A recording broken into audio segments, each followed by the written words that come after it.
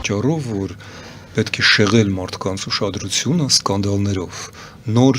շոուներով, եւ այդ շոուի համար, այդ կրկեսի համար ընտրված է եկեղեցին հիմա, որպեսզի պարզապես առաջինը շեղել մարդկանց ուշադրությունը,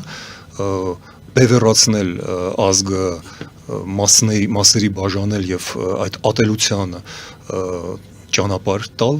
դեպի իր շահի, որն է իր շահը, վերընտրվել։ Ես սարսափով հիշում եմ ՄԱԿ-ի վերջին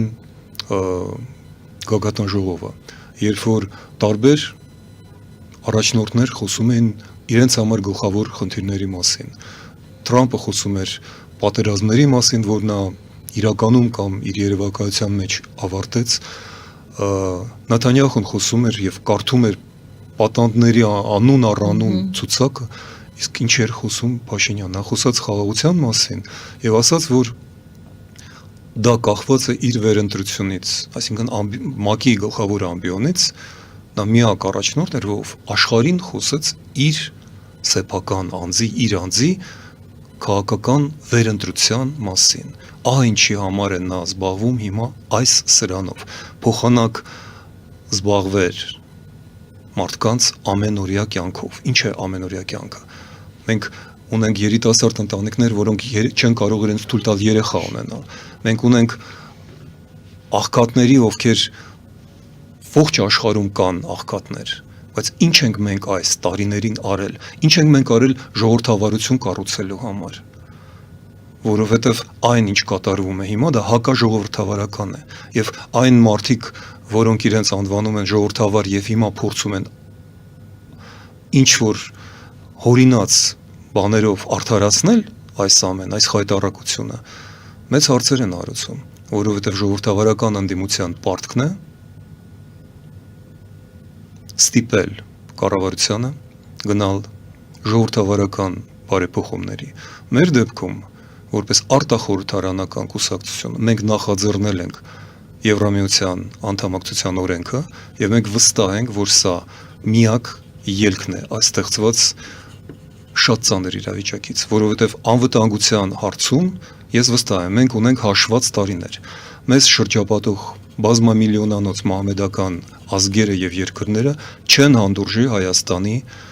գոյությունը այս տարածաշրջանում։ Ադրբեջանը եւ Թուրքիան, որոնք կառուցված են հայկական հողերի վրա, նրանք թույլ չեն տա Հայաստանը որպես ռեգիոնալ երկիր մնա, իսկ այն ինչ անում է ՔՊ-ն եւ Փաշինյանը, որոնք սկսած այդ մեր առաջարկված օրենքի քննարկումներից հեգնում էին, խոչընդոտում էին եւ ասում էին, որ դուք արկածախնդրությամբ եք զբաղված, այնուամենայնիվ մենք կարողացանք որոշ ժամանակով համոզել նրանց, բերել մեր դաշտ, իսկ հիմա իրանք կտրուկ շրջվեցին, այս տարվա մայիսից հետո բոլոր քայլերը Փաշինյանի կառավարության ուղղված են Եվրամիությունից հեռանալու, մտնելու մեկ շանհայան ինչ-որ կազմակերպություն, մեկ բրիքսի շուրջը խաղեր տալ, Պակիստանը ճանաչել, Ալթայ գնալ եւ այլն եւ այլն, այդ ամենը հակասում է մեր գլխավոր, ոչ միայն մեր կուսակցության նպատակին, մեր ազգի գոյության միակ երաշխիքի, դա ուժեղ ռազմաքաղաքական դաշինքի մեջ մնալն է, մտնելն է, դա Եվրամիությունը, ուրիշը չկա։ Ճիշտ եմ ես։ Մի քանի օր առաջ ես հրապարակեցի 70-ից ավել անուններից, այդ բնական ընդ որում, հերթականությամբ, ավելի բնական կարգով, ցուցակ այն մարդկանց, ովքեր իմ համեստիս, խոնարհիս պատկերացմամբ համապատասխանում են շատ թե քիչ 3 չափանիշների։ Նրանք ոչ նախկին, ոչ ներկա կառավարության գործադիր ինստիտուտներում չէին աշխատում, 1-2 բացառությամբ, որոնք հարգելի են։ Եվ երրորդ չափանիշն է, նրանք բացեիբաց հանրային հասարակական դաշտում խոսել են իրենց եվրաինտեգրման քաղաքական կուրսի մասին։ Ես առաջարկել եմ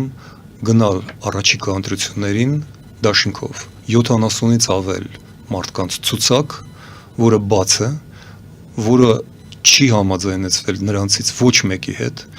դա Հայաստանի Եվրոպական կուսակցության առաջարկն է։ Մենք այնտեղ ունենք համեստ 2-3-4 հոգանոց ներկայություն 70-ի մեջ այն բոլոր կուսակցությունները անկախ նրանց անվանումներից մեր անձնական հարաբերությունից ոմանց հետ ես ծանոթ չեմ, ոմանց հետ համաձայն չեմ ու կամ չեմ էլ շփվում, բայց անկախ դրանից հանուն ժողովրդավարական ուժերի միավորման ես առաջարկ արեցի եւ այդ առաջարկը սեղանի վրա է։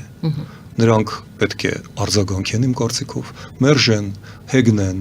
համաձայնվեն, դա նրանց գործն է, բայց ոչ ոք այլևս թող չասի, որ այդ առաջարկը արված չէ։ Այդ առաջարկն արված է եւ մեզ համար ավարտեմ միտքս, սա գոնե ինձ համար սա քաղաքական խաղ չէ, սա մեր ինձ համար գոնե վերջին մարտն է լինելու, որովհետեւ եթե մենք պարտվենք 26 թվականին, ես շատ հոռետես եմ։ Քաղաքականությունը դա առաջնահերթություններ գտնելու արվեստ է։ Առաջնահերթն է ազգային անվտանգությունը, պետականության պահպանումը, որի իհարկե մասն է կազմում նաև եկեղեցական հարաբերությունների կառավարություն, բայց առաջնահերթը դա չէ։ Առաջնահերթն է ապահովել երկրի պետության գոյությունը։ Այդպես որ Եվրամիությունը դա մեզ համար իմ խորին համոզմամբ ազգի անվտանգությունը ապահովելու, ել չեմ ասում զարգացումը, տնտեսական աճը, բարգավաճումը, այդ ամենը հետո քայլ առ քայլ մենք ունենք այդ ծրագիրը, բազմաթիվ երկրներ անցել են այդ ճանապարհով, սկսած Լատվիայից, Լիտվայից, Էստոնիայից, մինչև Բուլղարիա, Ռումինիա, Լեհաստան, որը հիմա փաստորեն մեր աչքի առաջ է, սենց նոր են վերադարձել Եվրոպայից եւ Լեհաստանում մի շաբաթ անցկացրեցի, ես ապշել էի, այդ երկիրը ընդամենը 2 շաբաթ առաջ հատել է 1 տրիլիոն GDP-ի համախառն ներքին արտադրանքի շեմը, դառնալով 20-րդ տնտեսությունը, խեղճ ու կրակ աղքատ Լեհաստանը, որտեղ մեր տուրիստները սրճեփեր էին տանում վաճառելու։ Լեհաստանը արտադրում է ամեն ինչ։ Ես մտա շինանյութի խանութ, մեխերից մինչև դրել, կներեք, մուրճից մինչև սաղավարտ շինարարական, բարդ կենցաղային տեխնիկայից մինչև ձեռնոցներ, ոչ թե չինական կամ թուրքական, այլ տեղական արտադրանք են։ Ես օրինակ եմ բերում, որ հնարավոր էր, ես 30 տարիները ճիշտ քաղաքականություն եւ տնտեսական նաեւ քաղաքականություն վարել։ Մեր քաղաքականությունը եւ տնտեսության մեջ եւ դիվանագիտության մեջ տապալվել էր, բերել էր մարդկային եւ տարածքային սարսափելի կորուստների եւ շարունակում է մնալ ռուսական գաղութի, հիմա նաեւ ռուսա-ադրբեջանա-թուրքական պատանդի կարգավիճակում մնալու գաղափարախոսություն, որը անվանում են ռեգիոնալիզմ գեղեցիկ եւ հիմարագույն եզրով։ Սա ինքնասպանություն է։ Եվ եկեղեցու հետ պառակտում, գիտեք, դուք սկսեցիք երեխաներից, մենք ապրում ենք երեխաներով։ Պետական կրոնը քրիստոնեություն է Հայաստան, բայց իրական ազգային կրոնը երեխաներն են։ Այնինչ մենք անում ենք, երեխաների համար ենք անում։ Երբ որ խոսում ենք հանուն ինչի ենք ապրում, երեխաների համար ենք ապրում։ Ապագա Հայաստան դա երեխաների համար է։ Երեխաները մի հատկություն ունեն, իրենք չեն լսում մենք ինչ ենք նրանց ասում, ինչ ենք սովորեցնում։ Իրանք նայում են ինչ ենք մենք անում։ Եվ ինձ սարսափեցրեց այս կադրերում այն ինչպես են այս երեխաները բաց աչքերով նայում ինչ է կատարվում։ Իրենք տեսնում են, որ մի բեմադրություն է, իրենք իհարկե չեն կարող բացատրել կամ հասկանալ իրականում ինչ է կատարվում, բայց իրենք տեսնում են, որ այստեղ շատ լարված եւ շատ մեծ խաղ է գնում, որովհետեւ մարդիկ եկեղեցու ներսում պորտկում էին, այնտեղ ատելություն կար, այնտեղ համերաշխություն, քրիստոնեական սեր չկար, սիրո հեղափոխությունը, որի մասին տարիներ առաջ խոսեց Նիկոլ Փաշինյանը, վերածվեց ատելության պատերազմի։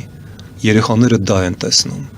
Եվ սա է, որ մեծագույն վտանգն է մեզ համար։ Սա պառակտում է, որը դրված է արդեն մեր